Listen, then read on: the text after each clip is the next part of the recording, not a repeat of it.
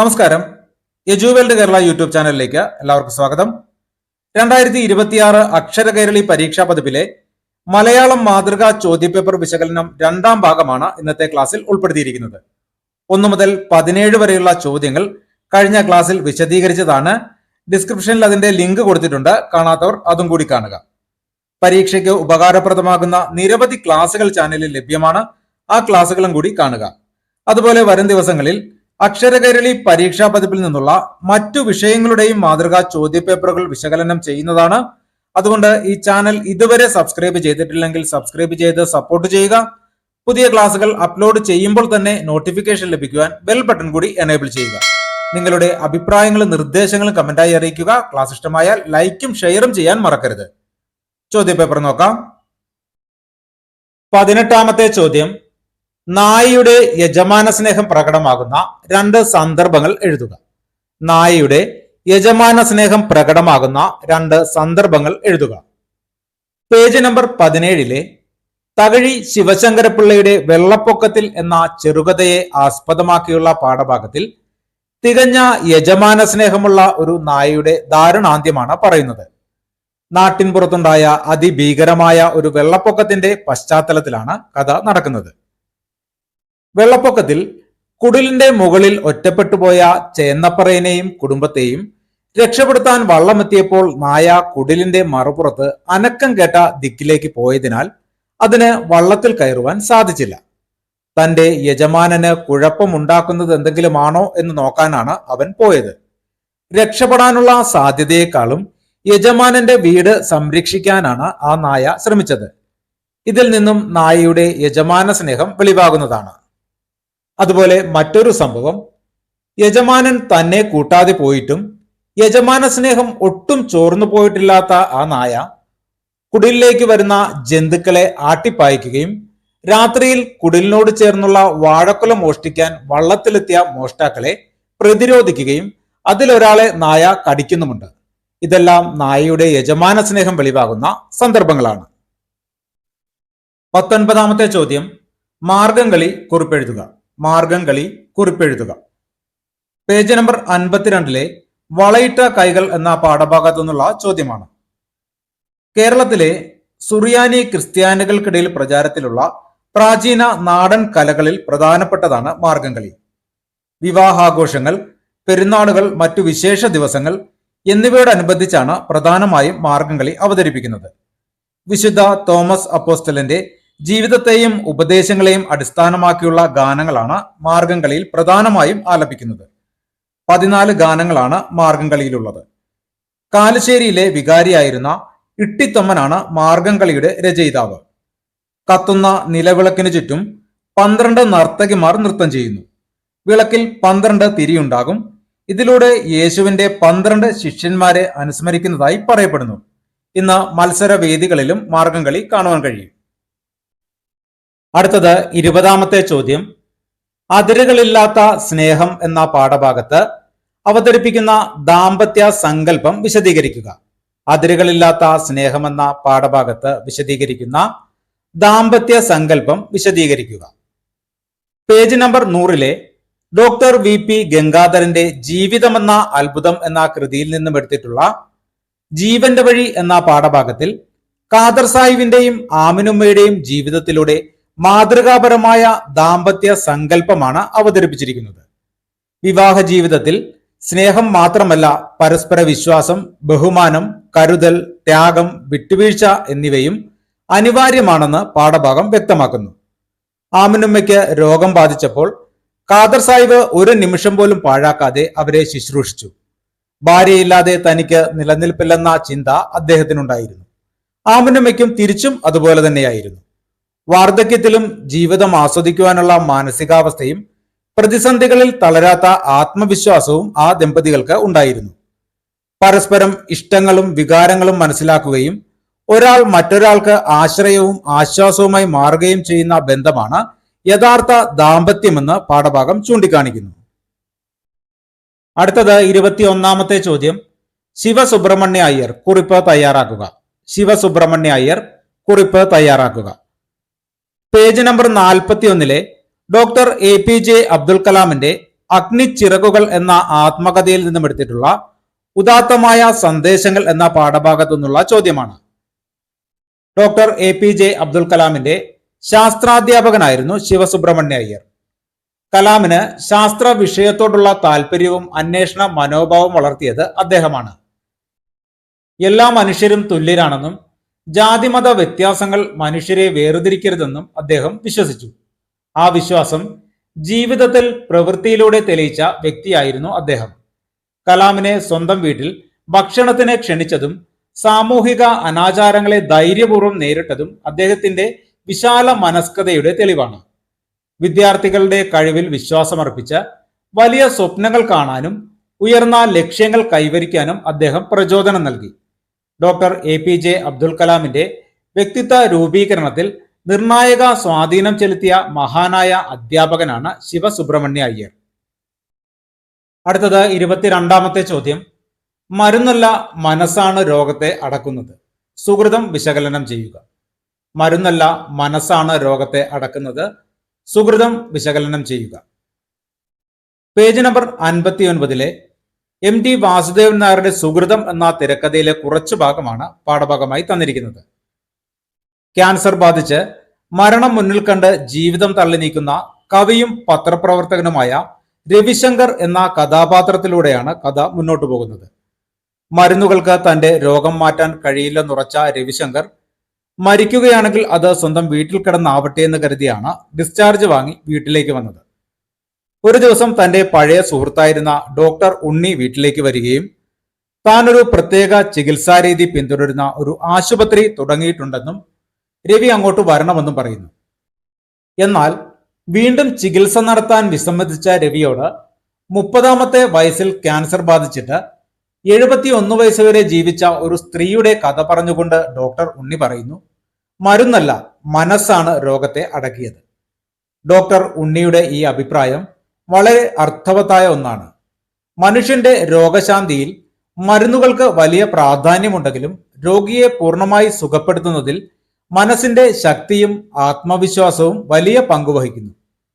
ആത്മവിശ്വാസമുള്ള ഒരാൾ രോഗത്തെ ധൈര്യത്തോടെ നേരിടും. സന്തോഷകരമായ മനോഭാവം രോഗശാന്തി വേഗത്തിലാക്കും. സുകൃതം എന്ന കഥ മനുഷ്യന്റെ വ്യത്യസ്ത ജീവിതാവസ്ഥകളിലൂടെയാണ് കടന്നുപോകുന്നത്. ഡോക്ടർ ഉണ്ണിയുടെ ഈ ആശയം മനുഷ്യ ജീവിതത്തിലെ വലിയ സത്യമാണ് വ്യക്തമാക്കുന്നത്. നിരാശയും ഭയവും രോഗം കൂടുതൽ വഷളാക്കുമ്പോൾ പ്രത്യാശയും മനസ്സിന്റെ ധൈര്യവും രോഗത്തെ ചെറുക്കാൻ സഹായിക്കുന്നു. അതുകൊണ്ട് തന്നെ രോഗചികിത്സയിൽ മരുന്നിനൊപ്പം ഉറച്ച മനസ്സും ആത്മവിശ്വാസവും അനിവാര്യമാണ്. അടുത്തത് 23ാമത്തെ ചോദ്യം.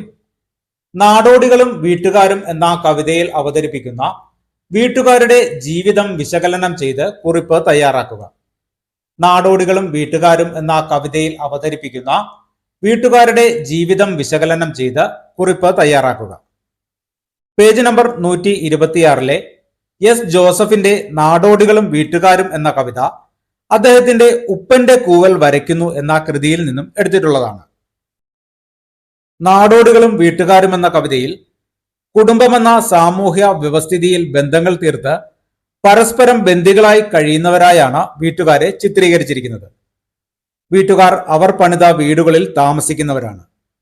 8 കാലുകൾ വലകെട്ടിയ കസേരകളിൽ ഇരിക്കുന്നു എന്ന് പറയുന്നത് അവരുടെ ജീവിതത്തിലെ നിശ്ചലതയെയും ഒരേപോലുള്ള ജീവിതക്രമത്തെയും ദാമ്പത്യ ബന്ധങ്ങളിലെ അസ്ഥിരതയെയും സൂചിപ്പിക്കുന്നു.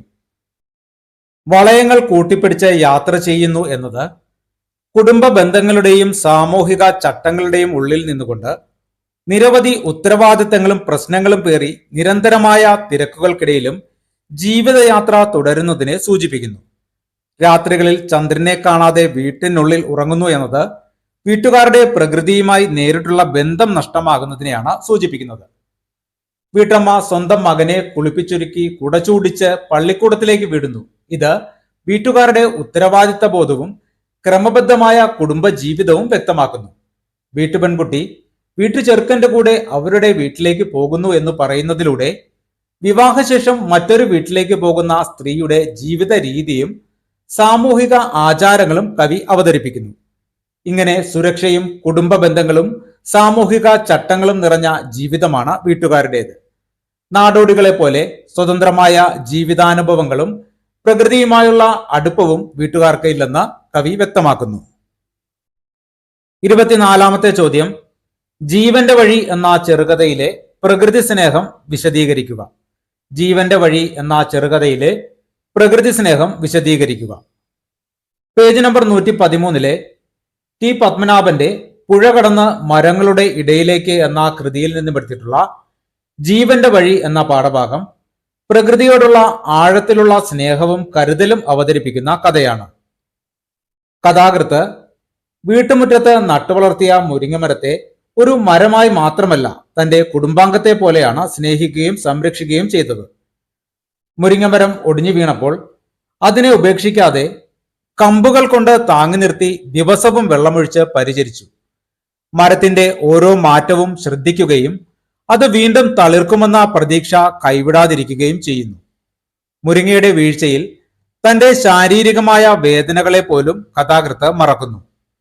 അതുപോലെ മുരിങ്ങമരം ഒടിഞ്ഞു വീഴുന്നതിന് മുൻപ് മരത്തിന്റെ ചില്ലകളിലും ചുവട്ടിലുമൊക്കെ എത്തിയിരുന്ന പക്ഷികളും ശലഭങ്ങളും ഇപ്പോൾ വരുന്നില്ല. അതിലും കഥാകൃത്ത് ദുഃഖിതനാണ്. എന്നാൽ മുരിങ്ങമരത്തിന്റെ പൊട്ടിയ ഭാഗത്ത് വീണ്ടും ജീവന്റെ പ്രവാഹമുള്ള കുഞ്ഞിലകൾ കാണുമ്പോൾ അദ്ദേഹം അതിയായി സന്തോഷിക്കുകയും പ്രകൃതിയുടെ പുനർജന്മത്തിന്റെ പ്രതീകമായി അത് അദ്ദേഹത്തിന് തോന്നുന്നു. പ്രകൃതിയിൽ എല്ലാ ജീവജാലങ്ങൾക്കും സസ്യങ്ങൾക്കും ജീവിക്കാനുള്ള അവകാശമുണ്ടെന്നും അവയെ സ്നേഹിക്കുകയും സംരക്ഷിക്കുകയും ചെയ്യേണ്ടത് മനുഷ്യന്റെ കടമയാണെന്നും കഥ വ്യക്തമാക്കുന്നു. പ്രകൃതിയെ സംരക്ഷിച്ചാൽ അത് മനുഷ്യനെ ഇരട്ടി മധുരമായി തിരികെ നൽകുമെന്ന സന്ദേശവും കഥ നൽകുന്നു. അടുത്തത് 25 മുതൽ 27 വരെയുള്ള ചോദ്യങ്ങളിൽ ഏതെങ്കിലും രണ്ടെണ്ണത്തിന് അരപ്പുറത്തിൽ ഉത്തരമെഴുതുക. ഓരോന്നിനും 6 സ്കോർ വീതമാണ്. 25ാമത്തെ ചോദ്യം, എല്ലാ യുദ്ധവും എല്ലായ്പ്പോഴും ദുരന്തങ്ങളാണോ ലോകത്തിന് നൽകുന്നത്? ഗാന്ധാരി വിലാപം മുൻനിർത്തി ചർച്ച ചെയ്യുക. എല്ലാ യുദ്ധവും എല്ലായ്പ്പോഴും ദുരന്തങ്ങളാണോ ലോകത്തിന് നൽകുന്നത്? ഗാന്ധാരി വിലാപം മുൻനിർത്തി ചർച്ച ചെയ്യുക. തുഞ്ചത്ത് രാമാനുജൻ എഴുത്തച്ഛന്റെ ഗാന്ധാരി വിലാപം യുദ്ധത്തിനെതിരായ മനോഭാവം വളർത്തുന്നതിനും യുദ്ധത്തിന്റെ ഭീകരത ഏറ്റവും ശക്തമായി തന്നെ ആവിഷ്കരിക്കുന്നതിനും വളരെയേറെ സഹായകരമായ പാഠഭാഗമാണ്. യുദ്ധമൊരിക്കലും സമാധാനത്തിന് വേണ്ടിയല്ല നടക്കുന്നത്. അത് നന്മ തിന്മകളെ വേർതിരിക്കുന്നുമില്ല. യുദ്ധത്തിന്റെ പരിണിത ഫലം സർവനാശമാണെന്നും എഴുത്തച്ഛൻ ഗാന്ധാരി വിലാപത്തിലൂടെ പറയുന്നുണ്ട്. കുരുക്ഷേത്ര യുദ്ധഭൂമിയിലെത്തിയ ഗാന്ധാരിയുടെ നടുക്കവും ഹൃദയവേദനയും വർത്തമാനകാലത്തും പ്രസക്തമാണ്.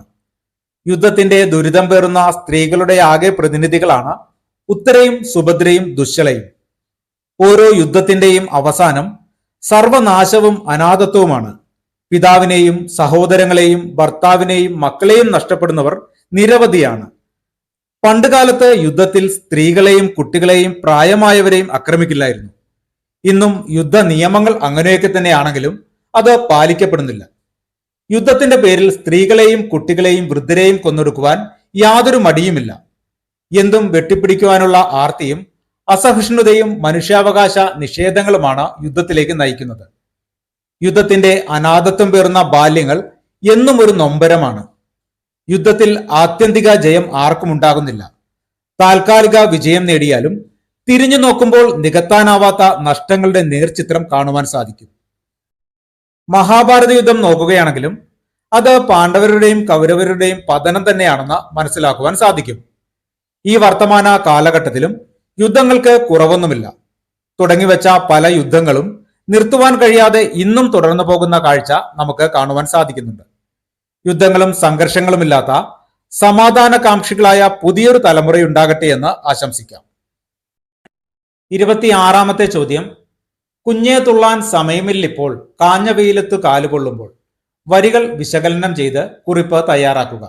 കുഞ്ഞേ തുള്ളാൻ സമയമില്ലിപ്പോൾ കാഞ്ഞ വെയിലത്ത് കാലുകൊള്ളുമ്പോൾ. വരികൾ വിശകലനം ചെയ്ത് കുറിപ്പ് തയ്യാറാക്കുക. കടമ്പനിട്ട രാമകൃഷ്ണന്റെ കോഴി എന്ന കവിതയിൽ ജീവിതത്തിന്റെ കഠിന യാഥാർത്ഥ്യങ്ങളാണ് ഈ വരികളിലൂടെ അവതരിപ്പിക്കുന്നത്. കുഞ്ഞിന്റെ കളിക്കാനും സന്തോഷിക്കാനുമുള്ള സ്വാഭാവിക ആഗ്രഹത്തെ അമ്മക്കോഴി തടയുന്നത് സ്നേഹക്കുറവ് കൊണ്ടല്ല, മറിച്ച് ജീവിത സാഹചര്യങ്ങൾ അതിന് അനുവദിക്കാത്തത് കൊണ്ടാണ്. കുഞ്ഞേ തുള്ളാൻ സമയമില്ലിപ്പോൾ എന്ന വരി ജീവിത പോരാട്ടത്തിന്റെ തിരക്കിനെയാണ് സൂചിപ്പിക്കുന്നത്. ഭക്ഷണം കണ്ടെത്താനും കുഞ്ഞുങ്ങളെ സംരക്ഷിക്കാനുമുള്ള ഉത്തരവാദിത്തങ്ങൾക്കിടയിൽ കളികൾക്ക് സ്ഥാനമില്ലെന്ന തിരിച്ചറിവാണ് ഇതിൽ പ്രകടമാകുന്നത്. കാഞ്ഞ വെയിലത്ത് കാലുപൊള്ളുമ്പോൾ എന്ന പ്രയോഗം കഠിനമായ ജീവിതാവസ്ഥയെ പ്രതീകാത്മകമായി അവതരിപ്പിക്കുന്നു. പ്രതികൂല സാഹചര്യങ്ങളെ അതിജീവിച്ചുകൊണ്ട് ജീവിക്കേണ്ടി വരുന്ന സാധാരണ മനുഷ്യരുടെ അവസ്ഥയാണ് കോഴിയുടെ ജീവിതത്തിലൂടെ കവി ചിത്രീകരിച്ചിരിക്കുന്നത്. കവിതയിൽ കോഴി ഒരു സാധാരണ പക്ഷിയല്ല, അധ്വാനിക്കുന്ന അമ്മയുടെയും സാധാരണ മനുഷ്യന്റെയും പ്രതീകമാണ്. സ്വന്തം പ്രയാസങ്ങൾ മറന്ന് കുഞ്ഞുങ്ങളുടെ സുരക്ഷയും വിശപ്പകറ്റലും മാത്രമാണ് അതിന്റെ ലക്ഷ്യം. അതുകൊണ്ട് തന്നെ സന്തോഷത്തിനും കളികൾക്കും പകരം കടമകൾക്കാണ് മുൻഗണന നൽകുന്നത്. ഈ വരികൾ അധ്വാനത്തിന്റെ മഹത്വവും ഉത്തരവാദിത്ത ബോധവും ജീവിതത്തിന്റെ യാഥാർത്ഥ്യവും നമ്മെ ഓർമ്മിപ്പിക്കുന്നു.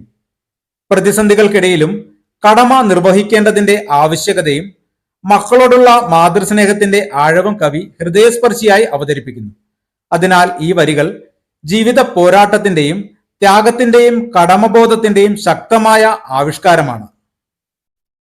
27ാമത്തെ ചോദ്യം, സുഹൃതം എന്ന ചലച്ചിത്രത്തിന് ലഘു ആസ്വാദനക്കുറിപ്പ് തയ്യാറാക്കുക. സുഹൃതം എന്ന ചലച്ചിത്രത്തിന് ലഘു ആസ്വാദനക്കുറിപ്പ് തയ്യാറാക്കുക.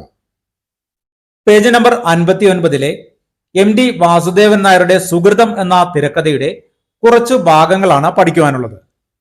MD വാസുദേവൻ നായർ കഥയും തിരക്കഥയും എഴുതി ഹരികുമാർ സംവിധാനം ചെയ്ത് മമ്മൂട്ടി നായകനായ ചലച്ചിത്രമാണ് സുഹൃതം. ഈ ചലച്ചിത്രം മനുഷ്യ ജീവിതത്തിന്റെ അനിശ്ചിതത്വവും ബന്ധങ്ങളുടെ ആഴവും ഹൃദയസ്പർശിയായി അവതരിപ്പിക്കുന്നു. പ്രശസ്ത എഴുത്തുകാരനും പത്രപ്രവർത്തകനുമായ രവിശങ്കറിന്റെയും ഭാര്യ മാലിനിയുടെയും ജീവിതത്തിലൂടെയാണ് കഥ വികസിക്കുന്നത്. രവിശങ്കറിന് ഗുരുതര ക്യാൻസർ രോഗമാണെന്ന് ഡോക്ടർമാർ പറയുന്നു. തനിക്കിനി അധിക നാൾ ഇല്ലെന്ന് മനസ്സിലാക്കുന്ന രവിശങ്കർ ഭാര്യയുടെ ഭാവിയെക്കുറിച്ചുള്ള ആശങ്കയിൽ തന്റെയും ഭാര്യ മാലിനിയുടെയും സുഹൃത്തായ രാജേന്ദ്രന്റെ കൂടെ ജീവിക്കുവാൻ മാലിനിയെ നിർബന്ധിക്കുന്നു. രവിയുടെ നിർബന്ധത്തിന് വഴങ്ങി മാലിനി രാജേന്ദ്രനൊപ്പം പോകുന്നു.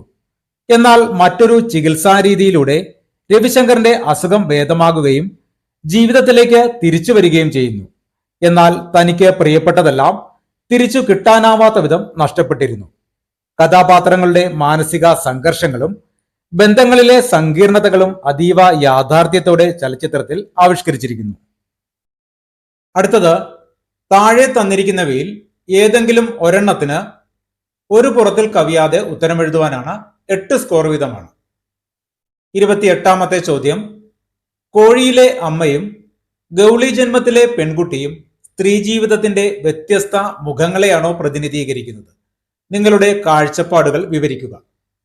കോഴിയിലെ അമ്മയും ഗൗളി ജന്മത്തിലെ പെൺകുട്ടിയും സ്ത്രീ ജീവിതത്തിന്റെ വ്യത്യസ്ത മുഖങ്ങളെയാണോ പ്രതിനിധീകരിക്കുന്നത്? നിങ്ങളുടെ കാഴ്ചപ്പാടുകൾ വിവരിക്കുക. കടമനിട്ട രാമകൃഷ്ണന്റെ കോഴി എന്ന കവിതയിലെയും ഗ്രേസിയുടെ ഗൗളി ജന്മം എന്ന കഥയിലെയും സ്ത്രീ കഥാപാത്രങ്ങൾ സ്ത്രീ ജീവിതത്തിന്റെ 2 വ്യത്യസ്ത മുഖങ്ങളെയാണ് അവതരിപ്പിക്കുന്നത്. കോഴിയിലെ അമ്മ കുടുംബത്തിനു വേണ്ടി സ്വന്തം ജീവിതം സമർപ്പിക്കുന്ന ത്യാഗത്തിന്റെയും സ്നേഹത്തിന്റെയും പ്രതീകമാണ്. കുഞ്ഞുങ്ങളുടെ സുരക്ഷയ്ക്കും വളർച്ചയ്ക്കും വേണ്ടി അവൾ സ്വന്തം സുഖവും ജീവനും പോലും അവഗണിക്കുന്നു. മാതൃത്വത്തിന്റെ കരുതലും ഉത്തരവാദിത്ത ബോധവും സഹനശക്തിയും ഈ കഥാപാത്രത്തിലൂടെ കവി വരച്ചുകാട്ടുന്നു. എന്നാൽ ഗൗളി ജന്മത്തിലെ പെൺകുട്ടി സ്ത്രീ ജീവിതത്തിന്റെ മറ്റൊരു യാഥാർത്ഥ്യത്തെയാണ് പ്രതിനിധീകരിക്കുന്നത്. ജീവിത സാഹചര്യങ്ങൾ മൂലം ഒറ്റപ്പെട്ടു പോകുന്ന അവൾ സമൂഹത്തിന്റെ നിയന്ത്രണങ്ങളും അവഗണനയും നേരിടുന്ന നിസ്സഹായയായ പെൺകുട്ടിയാണ്. സ്വപ്നങ്ങളും ആഗ്രഹങ്ങളും ഉണ്ടായിട്ടും സാഹചര്യങ്ങൾ അവളെ ബന്ധിച്ചിടുന്നു. അവളുടെ ജീവിതത്തിലൂടെ സ്ത്രീകളുടെ നിസ്സഹായാവസ്ഥയും മാനസിക സംഘർഷങ്ങളും കഥാകാരി അവതരിപ്പിച്ചിരിക്കുന്നു. കോഴിയിലെ അമ്മ മാതൃസ്നേഹത്തിന്റെയും ത്യാഗത്തിന്റെയും പ്രതീകമാണെങ്കിൽ ഗൗളി ജന്മത്തിലെ പെൺകുട്ടി സ്ത്രീയുടെ സ്വപ്നങ്ങളെയും പോരാട്ടങ്ങളെയും അതിജീവനത്തെയും പ്രതിനിധീകരിക്കുന്നു. ഒരാൾ കുടുംബത്തിനു വേണ്ടി സ്വയം സമർപ്പിക്കുന്ന സ്ത്രീയുടെ മുഖമാണെങ്കിൽ മറ്റേയാൾ സമൂഹത്തിലെ പ്രതിസന്ധികളെ നേരിട്ട് സ്വന്തം വ്യക്തിത്വം കാത്തുസൂക്ഷിക്കാൻ ശ്രമിക്കുന്ന സ്ത്രീയുടെ മുഖമാണ്. അതിനാൽ ഈ 2 കഥാപാത്രങ്ങളും സ്ത്രീ ജീവിതത്തിന്റെ വ്യത്യസ്തവും യാഥാർത്ഥ്യപൂർണവുമായ മുഖങ്ങളെ പ്രതിനിധീകരിക്കുന്നു. അടുത്തത് 29ാമത്തെ ചോദ്യം, ഒരു സ്ത്രീപക്ഷ കവിതയാണോ പെങ്ങൾ? ചർച്ച ചെയ്യുക. ഒരു സ്ത്രീപക്ഷ കവിതയാണോ പെങ്ങൾ? ചർച്ച ചെയ്യുക. ONV കുറുപ്പിന്റെ പെങ്ങൾ എന്ന കവിത സ്ത്രീയുടെ ജീവിതവും അവൾ സമൂഹത്തിൽ നേരിടുന്ന അവഗണനയും ചൂഷണവും അനീതികളും ശക്തമായി അവതരിപ്പിക്കുന്ന ഒരു മികച്ച സ്ത്രീപക്ഷ കവിതയാണ്. സ്ത്രീയെ വെറും കുടുംബത്തിന്റെ ഭാഗമായി മാത്രമല്ല, മനുഷ്യ സമൂഹത്തിന്റെ അടിത്തറയായ വ്യക്തിയായാണ് കവി കാണുന്നത്. കവിതയിൽ രാഖി കെട്ടുന്ന അപരിചിതയായ ഒരു പെൺകുട്ടിയിലൂടെ എല്ലാ സ്ത്രീകളുടെയും ജീവിതാനുഭവങ്ങളാണ് കവി അവതരിപ്പിക്കുന്നത്. അവളുടെ നിശബ്ദതയും കണ്ണീരും സമൂഹത്തിലെ സ്ത്രീകളുടെ പൊതുവേദനയുടെ പ്രതീകമായി മാറുന്നു. സ്ത്രീയുടെ ദുഃഖം ഒരു വ്യക്തിയുടെ പ്രശ്നമല്ല, സമൂഹത്തിന്റെ ആകെ പ്രശ്നമാണെന്ന് കവി ഓർമ്മിപ്പിക്കുന്നു. ജനിച്ച നിമിഷം മുതൽ സ്ത്രീ വിവേചനവും അസമത്വവും അനുഭവിക്കുന്നു. ബാല്യത്തിലും കൗമാരത്തിലും വിവാഹശേഷവും അവൾ പലവിധ നിയന്ത്രണങ്ങൾക്കും ചൂഷണങ്ങൾക്കും ഇരയാകുന്നു. സ്ത്രീദിനത്തിന്റെ പേരിലുള്ള പീഡനങ്ങൾ, കുടുംബത്തിനു വേണ്ടിയുള്ള ത്യാഗങ്ങൾ, ജോലിസ്ഥലങ്ങളിലെ അവഗണന, ഭ്രൂണഹത്യ, സ്ത്രീക്കെതിരായ അതിക്രമങ്ങൾ എന്നിവയെല്ലാം കവിതയിൽ ശക്തമായി വിമർശിക്കപ്പെടുന്നു. സ്ത്രീയെ ഒരു ഉപഭോഗ വസ്തുവായി കാണുന്ന പുരുഷാധിപത്യ മനോഭാവത്തെയും കവി ചോദ്യം ചെയ്യുന്നു. അതോടൊപ്പം സ്ത്രീയുടെ സ്നേഹവും കരുണയും സഹനശക്തിയും ത്യാഗ മനോഭാവവും കവിത ഉയർത്തിക്കാട്ടുന്നു. അമ്മയായും സഹോദരിയായും ഭാര്യയായും മകളായും സമൂഹത്തെ നിലനിർത്തുന്ന ശക്തിയായാണ് സ്ത്രീയെ കവി വ്യക്തമാക്കുന്നത്. സ്ത്രീക്ക് തുല്യമായ അവകാശവും സ്വാതന്ത്ര്യവും മാന്യതയും ലഭിക്കേണ്ടതിന്റെ ആവശ്യകതയും കവിത മുന്നോട്ട് വയ്ക്കുന്നു. സ്ത്രീയുടെ ജീവിത സത്യങ്ങൾ തുറന്നുകാട്ടുകയും സ്ത്രീക്കെതിരായ അനീതികളെ ശക്തമായി വിമർശിക്കുകയും സ്ത്രീയുടെ അവകാശങ്ങൾക്കും ആത്മാഭിമാനത്തിനും വേണ്ടി ശബ്ദമുയർത്തുകയും ചെയ്യുന്നതിനാൽ പെങ്ങൾ ഒരു ശക്തമായ സ്ത്രീപക്ഷ കവിതയാണ്. സ്ത്രീയെ ആദരിക്കുകയും അവളുടെ വ്യക്തിത്വത്തെ അംഗീകരിക്കുകയും ചെയ്യുന്ന മാനവിക സന്ദേശമാണ് ഈ കവിത നൽകുന്നത്. 2026 അക്ഷരകൈരളി പരീക്ഷാ പതിപ്പിൽ നിന്നുള്ള +2 തുല്യത മലയാളം മാതൃകാ ചോദ്യപേപ്പർ വിശകലനം ഇവിടെ പൂർണ്ണമാവുകയാണ്.